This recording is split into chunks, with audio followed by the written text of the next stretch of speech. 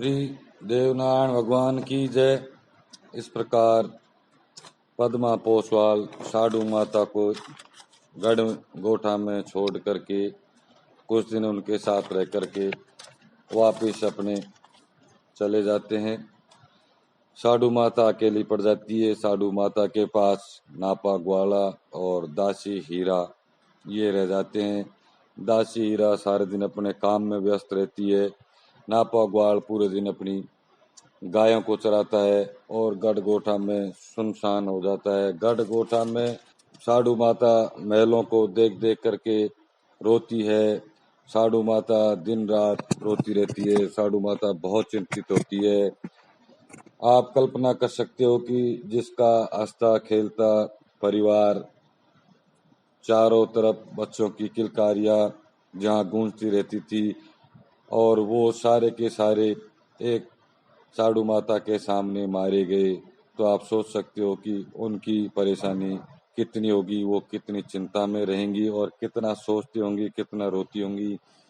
इस तरीके से साडू माता बहुत ज़्यादा दुखी रहती हैं और 3-4 महीने निकाल देती हैं। साडू माता के एक घोड़ी भी थी जो बूढ़ी थी और वो गायों के साथ चरा करती थी। एक दिन नापा ग्वाल ने आकर के घोड़ी का बच्चा साडू माता को लाकर दिया और साडू माता से कहता है नापा की बुआ जी। साडू माता को नापा बुआ जी कहता था और दासी हीरा भी बुआ जी कहती थी। तो नापा ने साडू माता को एक घोड़ी का बच्चा ला करके दिया और साडू माता से कहता है बुआ जी, हम अपनी जो घोड़ी है तेजन, उस तेजन घोड़ी ने एक बच्चे को जन्म दिया है। तो साडू माता उस घोड़ी के बच्चे को देख करके थोड़ी खुश होती है। साडू माता की जिंदगी में चिंता और बहुत ज्यादा थी, तो उस घोड़ी के बच्चे के जन्म के बाद साडू माता के थोड़ा खुशी होती है। साडू माता उस घोड़े के बच्चे के जन्मदिन को मनाती है। मंगलाचार गीत गाते हैं। साडू माता लीलाधर या लीला बछेरा उस घोड़े के बच्चे का नाम रखती है।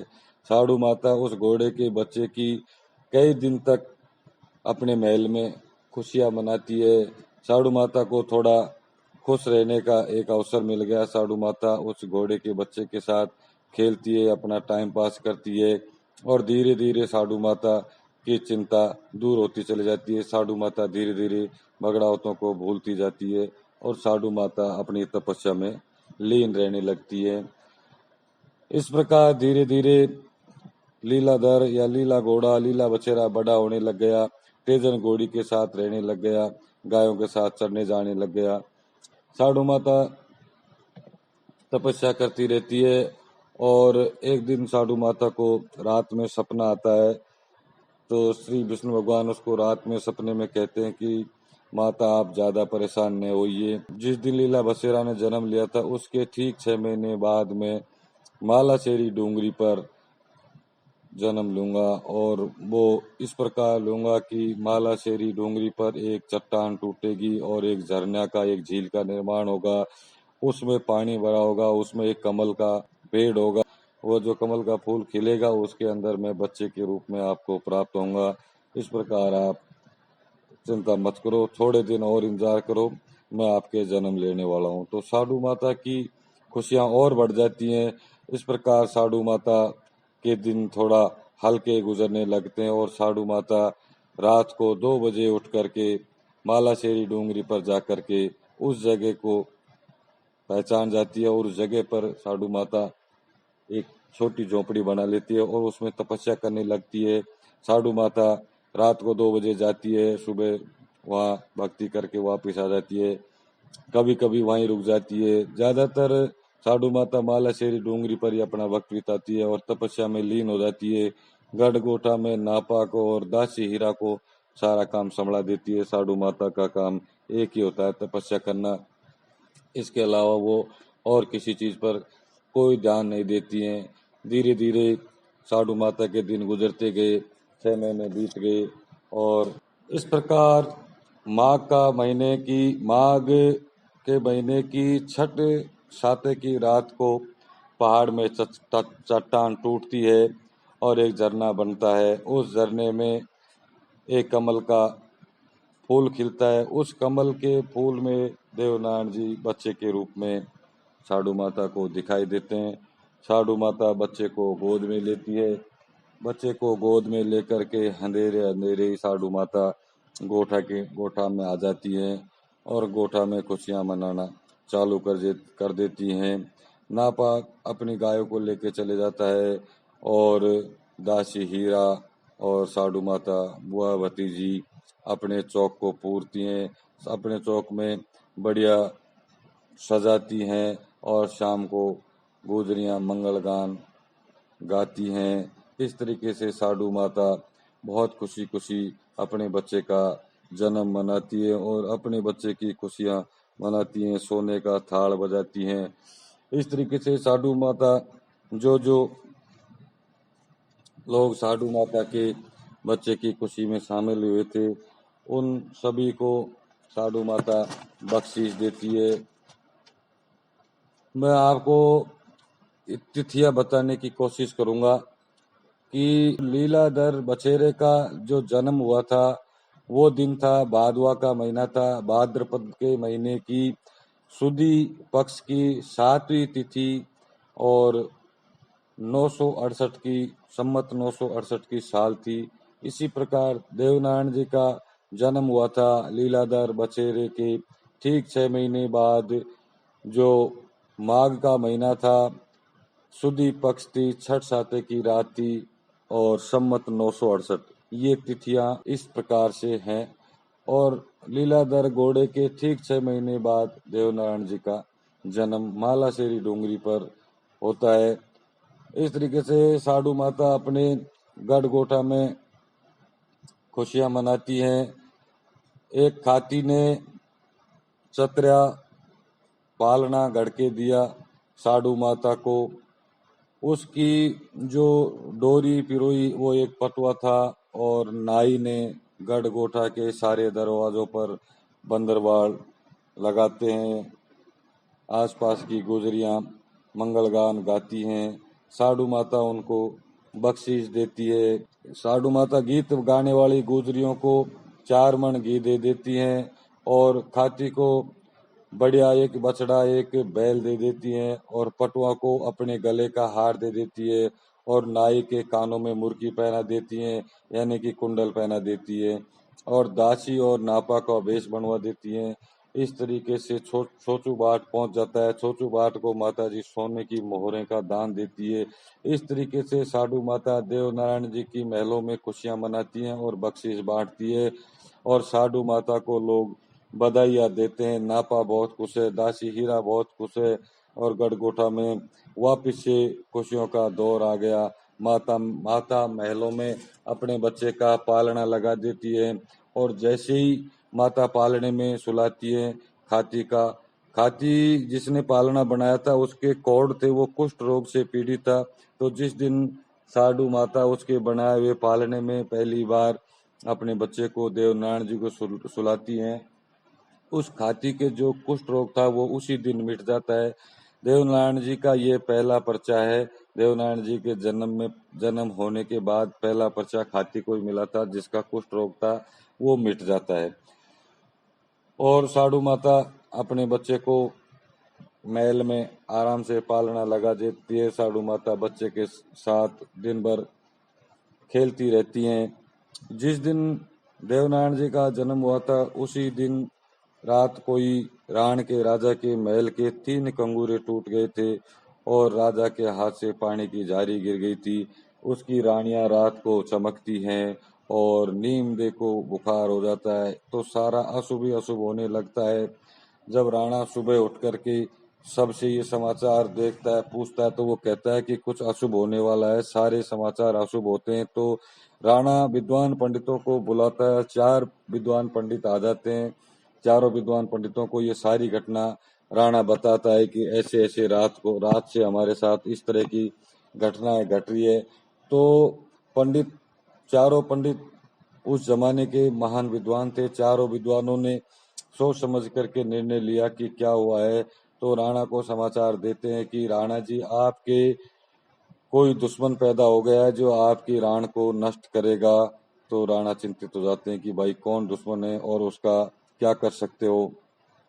तो पंडित जवाब देते हैं कि गढ़कोटा में एक बच्चे ने जन्म ले लिया है, वो बच्चा आप बगड़ावतों का वंश है और आपका सर्वनाश करेगा। तो राणा हंसता है कि पंडितों तुम्हारा ज्ञान बेकार गया, बगड़ावतों को तो पूरा का पूरा वंशनाश हो गया, उनके कोई बच्चा ही नहीं हो सकता, उनके कोई बच्चा है ही नहीं और पूरे बगड़ावत हमारे सामने मारे गए। आप मूर्खतापूर्ण बातें करते हो। इस प्रकार पंडितों को और राणा की बात होती है। फिर भी राणा उन पंडितों को भेजता है कि जाओ गढ़कोटा में पता लगा क्या हो कि बच्चे ने जन्म लिया है या नहीं लिया है। पंडित वहां से रवाना होकर के गढ़कोटा में पहुंच जाते हैं।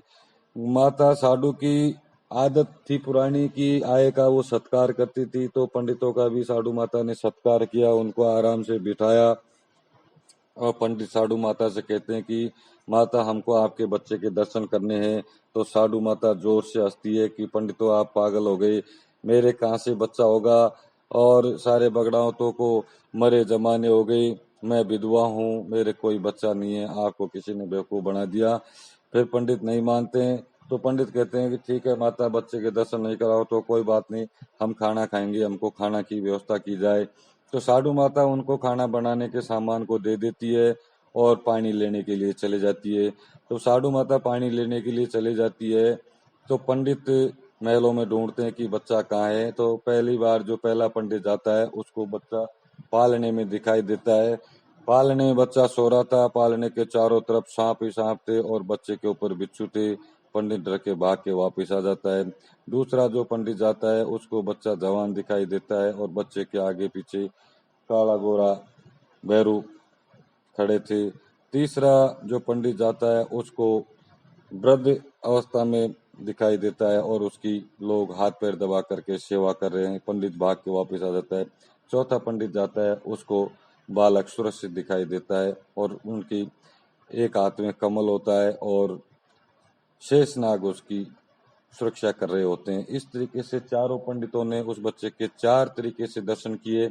तो साधु माता जब तक पानी लेकर के आती है, जब तक पंडित उस पर निष्कर्ष निकालते हैं कि क्या बात है, बच्चा तो है लेकिन इस तरीके से कैसा बच्चा है। तो सभी पंडित सोचते हैं और विचार करके वो निर्णय लेते हैं कि ये बच्चा नहीं है, ये किसी भगवान का अवतार है और भगवान के अवतार का कोई कुछ नहीं कर सकता। इतनी देर में साधु माता आ जाती है। साधु माता पंडितों को पानी लेकर के आती है। पंडित खाने बनाने लग जाते हैं और माता से कहते हैं माता आप अपने बच्चे को दूध पिलाइए।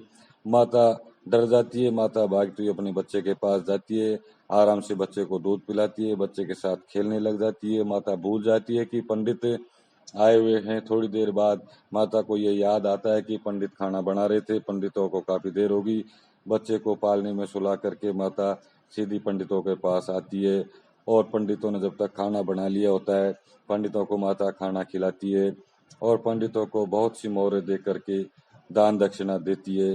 पंडित जाने से मना करते हैं कि माता ठीक है आप नहीं बताती हो आपके बच्चा है, लेकिन हमने आपके बच्चे के दर्शन कर लिए और हमने चारों ने किस किस तरीके से दर्शन किए वो सारी बातें माता को पंडित बता देते हैं और माता से कहते हैं माता आपका बच्चा अवतारी है और ये एक दिन रावण के राजा से आपके बगड़ावतों का बदला भी लेगा, इन गोठाओं को वापस से बसाएगा, इन गोठाओं में वापस से खुशियां लेकर के आएगा और ये बहुत लंबे समय तक राज करेगा और अवतारी बच्चा रहेगा। इस तरीके से माता से कह करके पंडित वहां से रवाना हो जाते हैं और वहां से रवाना होने के बाद में पंडित इस प्रकार पंडित जो है माता को ये भी बताते हैं कि हमने माता आपके बच्चे का नामकरण किया है। आपके बच्चे के जो नाम निकले हैं वो 5 नाम हैं। पहला नाम है देव जी, दूसरा नाम है उदा जी, तीसरा नाम है कृष्ण जी, चौथा नाम है धर्मराज और 5वां नाम नारायण है। इस प्रकार माता को बच्चे का नामकरण भी बताते हैं और पंडित जी माता से विदा लेकर के राण के राजा के पास आते हैं। राण के राजा को बताते हैं कि राजा बच्चे ने जन्म तो ले लिया लेकिन बच्चा असाधारण है, बच्चा अवतार है, उसको आप नहीं मार पाओगे और उसके मारने की आप कोशिश भी मत करना। और जो विधि का विधान है, जैसा जब होना है उस तरीके से तो होकर के रहेगा ही। इस तरीके से रावण के राजा को पंडित सारे समाचार सुना देते हैं कि हमारे साथ क्या क्या हुआ था, और सारी बात राणा को बचा करके और राणा पंडितों को वहां से विदा करता है। राणा चिंतित हो जाता है। राणा ये सोचता है कि मैं इस बच्चे का क्या कर सकता हूँ। अगर इस बच्चे को मैं अभी मरवा देता हूँ तो ठीक रहेगा, आगे जा कर के मैं इसको मरवा भी नहीं पाऊंगा। और राणा अपने उधेड़ बुन में पड़ जाता है। अब मैं आपको अगले एपिसोड में बताऊंगा कि साडू माता चिंताग्रस्त होकर के अपने बच्चे को कैसे बचाती है, और किस प्रकार से साडू माता बच्चे को लेकर के अपने पियर रवाना होती है। ये मैं आपको अगले एपिसोड में बताऊंगा। जय देव नारायण भगवान की।